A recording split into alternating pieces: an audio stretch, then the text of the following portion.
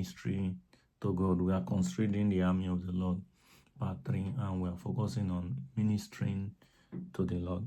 I know, even though we have learned things about the army of the Lord, how God alone is the one that is qualified to choose those that belong to his army, and the army has a duty unto God to minister to God, minister to one another, and also minister to the world. So in this teaching, we are going to focus majorly on ministering to God. And ministering to God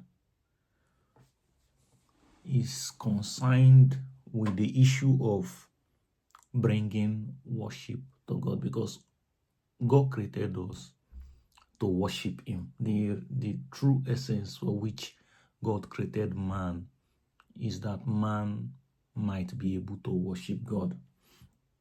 So just like every earthly king is worshipped, God has a throne where worship is brought to him. So he has designed us with a mind that will bring worship to him.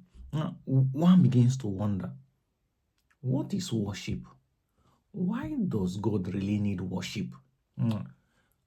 To put it in simple terms, worship simply means absolute obedience to God, obeying God. Worship is obedience, or let's call it every activity you engage in that God sanctions.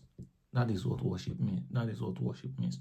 Whatsoever activity you are engaging that is sanctioned by God, that God approves you of doing, that is what worship means. So every form of activity that you are doing, whether within the church confine of the sanctuary, or at home, in workplace, or anywhere you find yourself, that has been sanctioned by God, it is called worship, because at the end of the day, it brings glory to his name, because the only thing that brings glory to God's name is the things he sanctioned.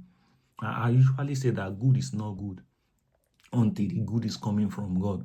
Whatsoever you deem, we must understand that there are two sources of ideology. One source of ideology is Satan. The original source of ideology is God.